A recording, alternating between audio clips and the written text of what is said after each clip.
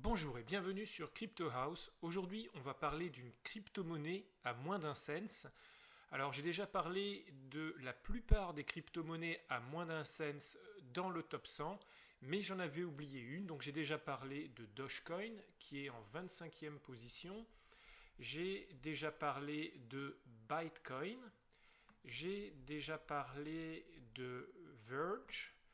Et je crois que c'est à peu près tout. Ah non, j'ai parlé aussi d'Electronium ici. Et je n'ai pas encore parlé de PandyX qui est placé en 45e position. Et ça, c'est pour tout de suite.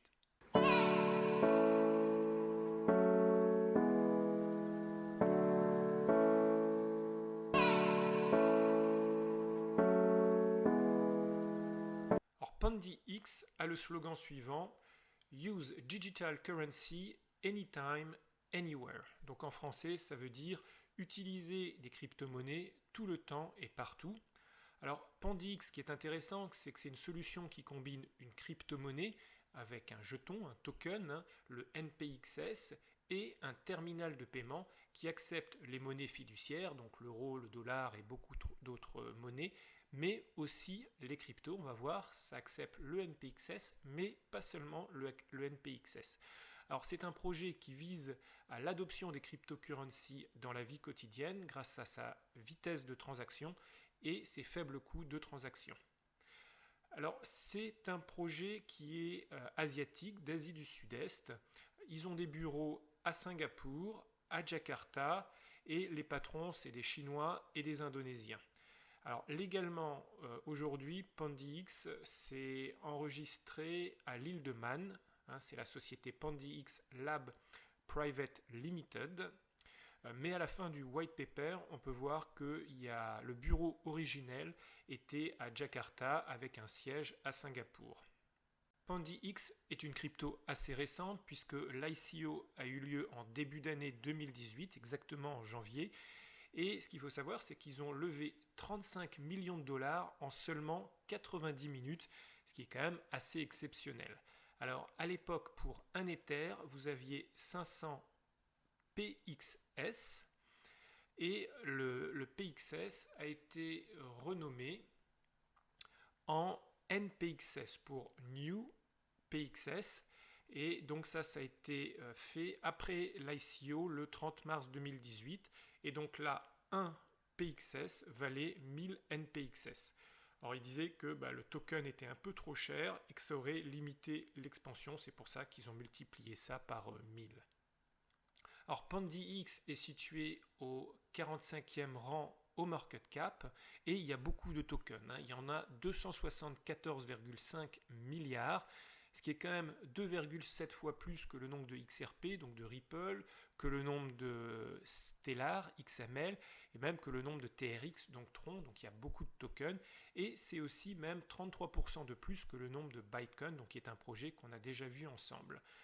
En circulation, aujourd'hui, il y en a déjà 170 milliards, 171 quasiment milliards.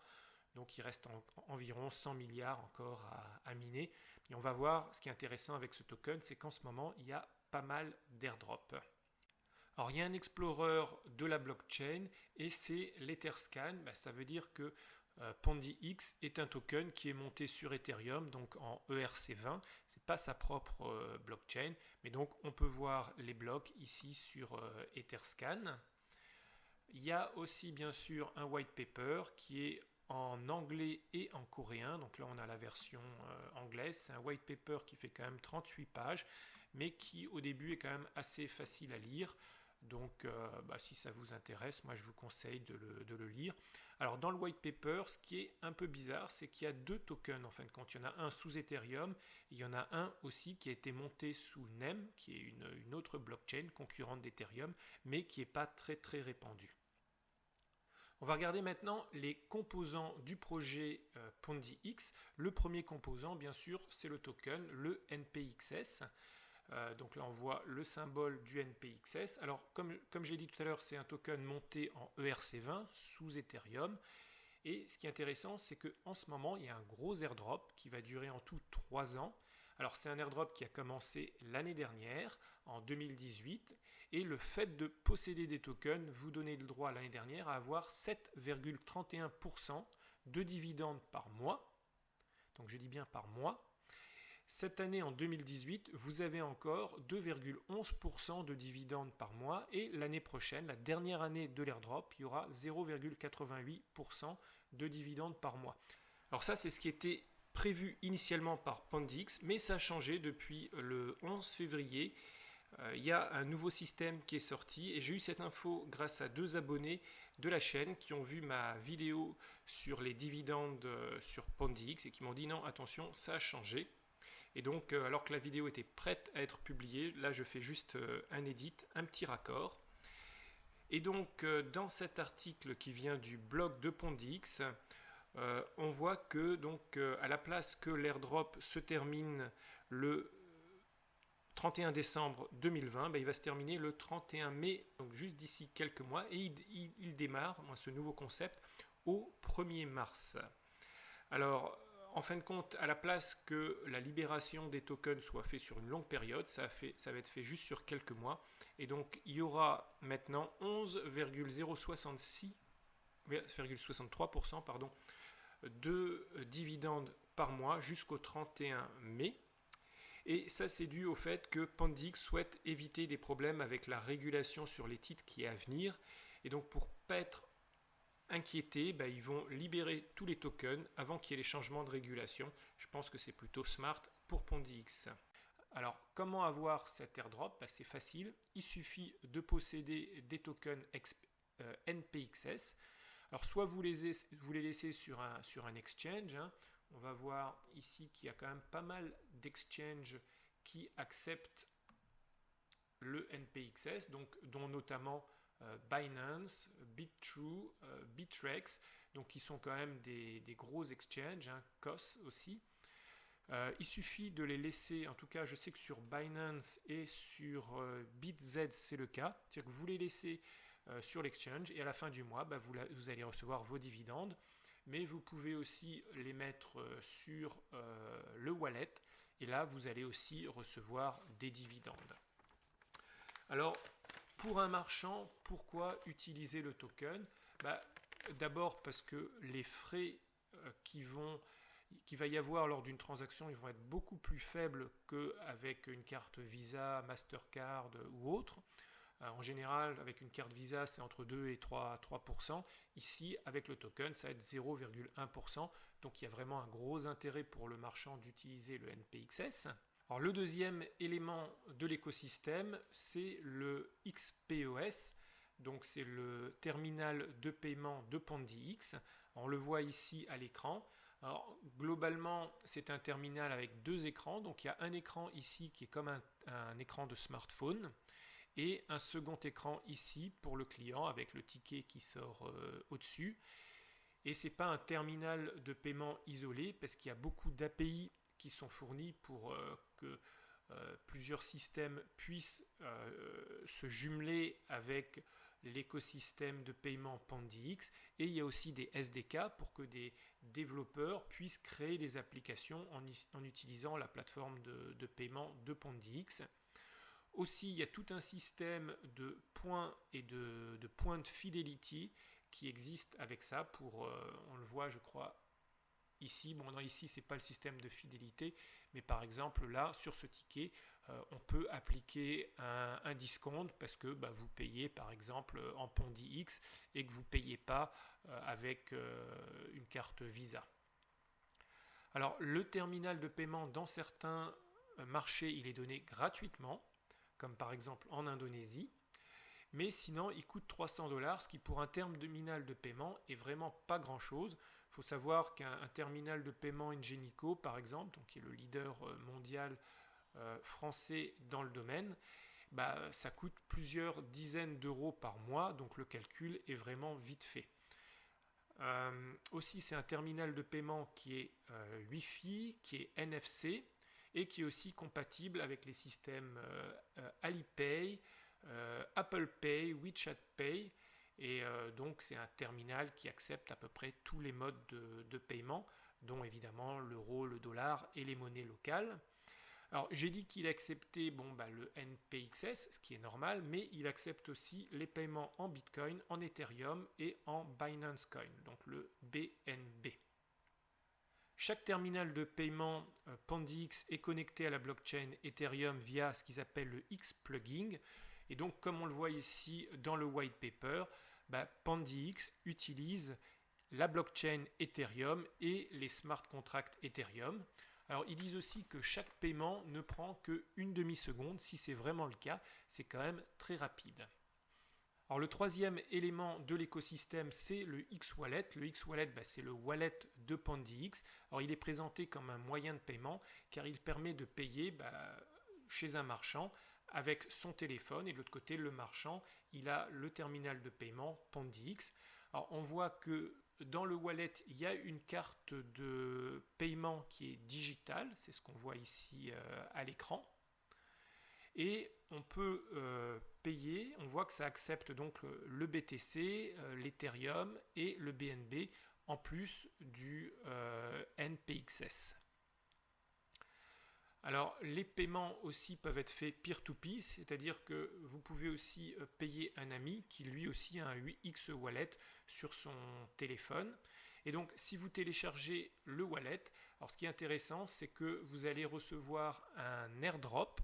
En plus donc du premier airdrop qui est celui de posséder des tokens, et là vous avez un dividende tous les mois, là ce qu'il faut savoir c'est que si vous téléchargez le X-Wallet, vous allez recevoir en moyenne plus ou moins 30 NPX par jour, 180 Satoshi et 6000 Wei qui est l'élément le plus petit d'Ethereum, et ça tous les jours. Donc ça c'est quand même assez intéressant.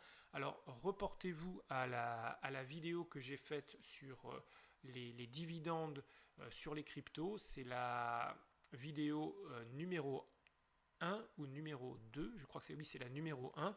Et donc là j'explique vraiment comment recevoir ce second airdrop sur PandyX. Et enfin, le dernier élément de PandyX, c'est la carte de paiement qui s'appelle la X-Pass. C'est la carte qu'on voit ici à l'écran.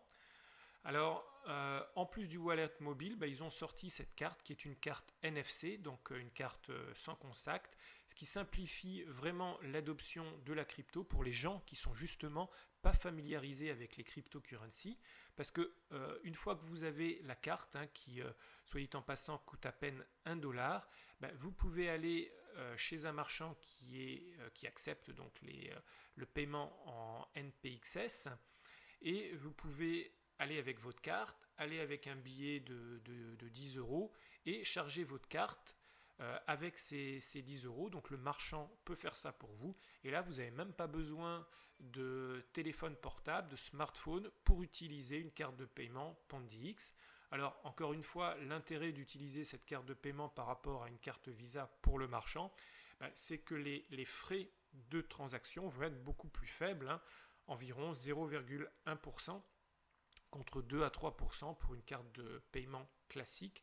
Et donc en contrepartie, le marchand peut vous attribuer un discount, comme c'est le cas ici, on le voit ici à l'écran, celui qui a payé là en NPXS, il a reçu un discount. Alors l'année dernière, en 2018, il y a eu 3000 cartes de paiement qui ont été commandées notamment par un exchange coréen pour ses clients.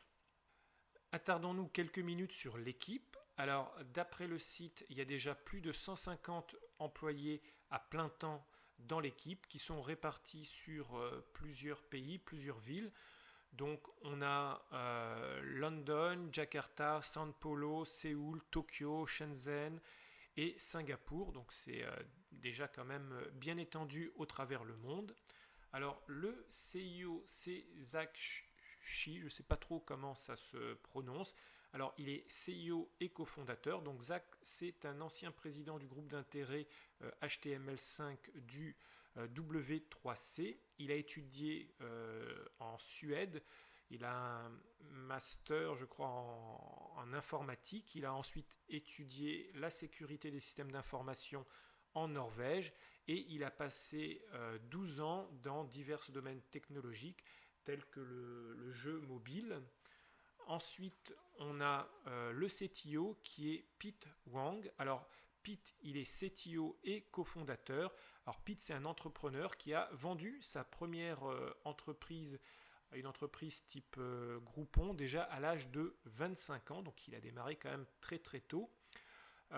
Ensuite, il a démarré et vendu plusieurs startups et il est le trésorier de l'association blockchain indonésienne. Et Pete a étudié donc l'ingénierie à l'université polytechnique de Xi'an. Ensuite, on a Constantin Papadimitriou, surnommé Kiki. Alors lui, c'est le président de la société et il a 17 ans d'expérience en tant que PDG fondateur de 2 sociétés technologiques financières indonésiennes et il est titulaire d'une maîtrise en informatique. Il y a aussi des conseillers que j'ai vus ici dans un article. Alors, est-ce que j'arrive à zoomer? Non. On a en conseiller le président de NEM, ou en tout cas l'ex-président de NEM. Alors là, je ne sais pas si c'est une référence parce que c'est un gars qui a démissionné parce qu'il a amené NEM au bord de la faillite. On a ici Jeffrey Jones, voilà, j'arrive à zoomer, qui est partenaire chez Kim Chang. Et Kim Chang, c'est une grosse société très connue en Corée, une grosse société d'avocats. Et on a Kenji ici, qui est un des cofondateurs de Cardano. Attardons-nous maintenant un petit peu à la roadmap. On va déjà regarder ce qu'a fait PandyX l'année dernière. Donc on voit qu'ils se sont étendus dans plus de 25 pays, qu'ils ont envoyé 300 000 cartes de paiement, dont 50 000 ont été activées. Et il y a déjà 5 500 terminaux de paiement qui ont été envoyés, qui ont fait environ un peu plus de 40 000 transactions crypto, ce qui n'est pas énorme, mais on va dire que c'est un début. Maintenant, cette année, au premier semestre, ils vont continuer leur expansion sur de nouveaux marchés. Donc, pour la partie wallet, le X-Wallet, pour la partie carte de crédit, carte de paiement, pardon, pour le X-Pass, et pour le terminal de paiement, le XPOS. Alors, ce qui est intéressant, c'est ce qui va se passer en Q2. Et parce qu'en Q2, PandyX va lancer sa propre blockchain. Donc apparemment, ils vont peut-être sortir d'Ethereum ou c'est quelque chose qui va être en parallèle. Enfin, j'ai pas encore très bien compris. Mais donc, c'est une blockchain avec son propre OS pour les smartphones. Donc ça, c'est encore assez intéressant. Et quand il y aura cette nouvelle blockchain, PandyX va mettre à jour, ils ont dit, tous les terminaux de paiement pour qu'ils puissent utiliser cette nouvelle blockchain. Alors ce qui est intéressant aussi, c'est qu'il va y avoir un nouveau token et que chaque possesseur du token NPXS va recevoir ce nouveau token, donc le FX Coin.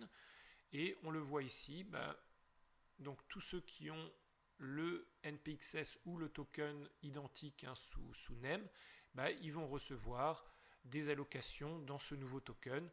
On ne sait pas trop encore quelle sera l'utilité du nouveau token par rapport à l'ancien token. C'est encore un petit peu tôt pour le dire. Mais en tout cas, il va y avoir ce nouveau token, donc à suivre de près si vous avez du NPXS. Mais c'est pas tout, il y a encore une autre nouveauté, c'est que Pandy va lancer son propre smartphone, qui est un smartphone sous la blockchain. Alors, ils ont montré ici un prototype qui s'appelle le Fonction X. Je ne sais pas s'il y a une photo. Voilà. Alors, c'est pas un téléphone qui est très très joli. Il est quand même assez rectangulaire. Bon, après, les goûts et les couleurs. Mais donc, il y aura 2 modes dans ce téléphone. Il y aura un mode complètement blockchain où on pourra passer des appels encryptés sans carte SIM par exemple d'un téléphone PandyX vers un autre téléphone PandyX, mais si vous voulez vous pouvez aussi le repasser en mode normal et là ça va fonctionner comme un téléphone Android normal. Le lancement du téléphone est prévu courant de l'automne ou alors courant de l'hiver de cette année. Alors PandyX, c'est une société qui est quand même super active parce que quand on regarde, Il y a beaucoup de partenariats. Je vous laisse regarder les partenariats. Il y a aussi beaucoup de partenariats blockchain, NEM, Binance, Qcoin, Stellar, Zcash, OneChain, Utrust, ce qui est quand même des beaux noms. Des partenariats dans le paiement, des partenariats dans la distribution de terminaux de paiement, des partenariats avec des wallets, etc. Ils ont aussi beaucoup de projets qui fonctionnent. Par exemple, à Dubaï, vous pouvez faire des paiements dans les magasins de Dubaï. Si vous êtes allé à Dubaï, moi ça m'intéresserait de savoir si vous avez vu les terminaux PandyX. Et vous pouvez aussi acheter des services au gouvernement. Donc vous pouvez notamment payer les frais d'école, payer vos factures de téléphone et d'autres services gouvernementaux. À Singapour, pendant la semaine FinTech, c'était en novembre 2018, c'était possible d'utiliser la carte XPass dans les restaurants. Puis si vous utilisiez la carte XPass, vous aviez 20% de discount que vous payez en PandyX, mais que vous payez aussi en Bitcoin, en Ethereum ou en BNB. Donc ça c'est quand même assez intéressant, c'est un beau concept je trouve. Aussi, alors j'ai pas l'article, mais il y a pas mal de terminaux de paiement qui ont été déployés au Nigeria, il y en a beaucoup qui ont été déployés en Indonésie, où là ils sont associés avec une société qui s'appelle ARA, et ils ont déployé des milliers de terminaux pour éviter l'exclusion des fermiers dans des endroits qui ne sont pas très desservis par les banques. Et les terminaux permettent aussi de récolter des données sur les conditions d'agriculture locale. Donc c'est encore un beau projet. Et cette année, ils ont renouvelé l'expérience à Singapour pour la Blockchain Week, la semaine blockchain. Ça c'était en début d'année, où là encore, ils ont distribué plus de 2000 cartes de paiement XPass, et vous pouviez là encore payer dans les magasins et avoir des remises. Ils sont aussi très spécialisés dans tout ce qui est événementiel, quand c'est un événement fermé comme des gros concerts ici à Taïwan, où c'était un gros festival de musique pendant 2 jours. Vous pouviez là pareil utiliser la carte XPass ou alors le wallet sur votre smartphone. C'est quand même un événement où il y avait 30 000 personnes, et ça vous permet de payer, d'avoir peut-être des réductions chez les marchands dans le festival. Alors ils ont bien sûr toute une communauté, vous pouvez leur envoyer ici un email, ils ont Facebook, ils ont ici Twitter, avec quand même 55 000 abonnés, ce qui est déjà un beau nombre. Puis ils sont assez loquaces, tous les 2-3 jours il y a un nouveau post. Ensuite ils ont Telegram, ils ont LinkedIn et une chaîne YouTube. On en arrive maintenant à la conclusion. On va regarder les points négatifs et puis les points positifs sur le projet PandyX. Alors, en point négatif, ce que je vois, c'est qu'il y a quand même un problème majeur aujourd'hui pour moi avec le token NPXS. C'est que, on peut stocker effectivement des cryptos sur la carte de paiement, mais c'est un token qui est en général assez volatile. Ça veut dire que vous allez mettre par exemple le dimanche 100 € sur votre carte de paiement, et puis déjà là en 24 heures ça a perdu moins 0,03%, puis il y a des jours ça perd 5, ça peut aller jusqu'à 10% de baisse. Il y a bien sûr des hausses, mais donc le token aujourd'hui n'est pas très stable, et ça pour moi c'est un problème important, parce que si jamais vous mettez le dimanche 100 € et puis qu'en fin de semaine vous n'avez rien dépensé et puis vous n'avez plus que 90 €, ça va franchement pas le faire. Ensuite, aujourd'hui, ils utilisent la blockchain Ethereum, qui est une blockchain qui a quand même certaines limites. On sait que en termes de capacité, s'il y a beaucoup de transactions, ça ne va pas le faire. La blockchain Ethereum n'arrive pas à supporter aujourd'hui beaucoup de transactions. Donc on va voir ce qui va se passer avec leur système de fonction X, leur propre blockchain. Est-ce qu'ils vont réellement tout passer sur cette nouvelle blockchain ou ce sera quelque chose d'hybride. Là, c'est à suivre dans les prochaines semaines, dans les prochains mois. Aussi, c'est pas très clair la relation avec NEM. C'est le fait qu'il y ait deux tokens, un token sous Ethereum, un token sous NEM qui est plus tellement utilisé. Est-ce que le projet est abandonné ou pas? J'ai essayé de rechercher des informations, mais rien n'est clair à ce niveau-là. Ensuite, ce que j'ai vu, c'est que sur leur marché principal qui a l'air d'être l'Indonésie, les crypto-paiements ne sont pas acceptés. Il est interdit dans le pays de payer avec des crypto-monnaies. C'est interdit par la loi. Donc ils ont installé la plupart de leurs terminaux dans ce pays. Mais aujourd'hui, ces terminaux, ils font que traiter des transactions en roupies indonésiennes, donc la monnaie locale, ou en Apple Pay, ou alors avec des cartes de crédit. Donc ça c'est un petit peu dommage que dans leur pays principal, ils ne puissent pas vraiment se développer. Donc il va falloir qu'ils trouvent un nouveau pays pour pouvoir vraiment s'étendre et que les commerçants puissent accepter des tokens. Parce que s'ils peuvent accepter que des paiements en fiat, en monnaie fiduciaire, il n'y a vraiment aucun intérêt d'avoir ce terminal de paiement. Alors d'un autre côté, ce qui est intéressant avec PondiX, c'est que c'est pensé comme un écosystème. C'est pas simplement comme beaucoup de concurrents une crypto-monnaie unique. Non, là c'est un écosystème où il y a la crypto, il y a le terminal de paiement. C'est un terminal en plus qui est ouvert. C'est un beau terminal de paiement avec deux écrans. C'est un terminal qui accepte les monnaies fiduciaires, qui accepte plusieurs types de crypto, l'Ethereum, le Bitcoin, le BNB. Donc ça c'est vraiment très bien. Il y a la carte de paiement. En plus elle est NFC, elle coûte quasiment rien, $1, donc à peine quelques cents. Il y a donc tous les API, tout ça autour. Il y a le wallet, j'ai utilisé le wallet, je l'ai moi sur mon iPhone. Il est facile à utiliser et en plus en ce moment vous avez des airdrops si vous possédez des tokens, vous avez des airdrops supplémentaires si vous installez le wallet. Donc tout ça, ça va pousser à l'adoption. Ensuite, on voit que c'est un projet qui fonctionne déjà dans un pays qui est assez petit comme Dubaï, où ils ont réussi à fédérer d'un côté des marchands, à fédérer de l'autre le gouvernement. Le fait de pouvoir payer sa facture de téléphone en PondiX, c'est quand même une sacrée avancée dans le domaine des cryptos. Alors comme ils ne peuvent pas vraiment s'étendre sur leur pays d'origine, parce que l'Indonésie, comme on a dit, ils n'acceptent pas le paiement en crypto-monnaie, on voit qu'ils veulent s'étendre vraiment dans beaucoup de pays, qu'ils veulent envoyer des terminaux de paiement à droite, à gauche, que les marchands puissent l'adopter, puissent l'acheter, puis en plus il n'est pas cher, $300 pour un terminal de paiement tel que celui-là, c'est vraiment pas cher, c'est peut-être même vendu à coût aujourd'hui. Donc ils ont une réelle volonté d'expansion.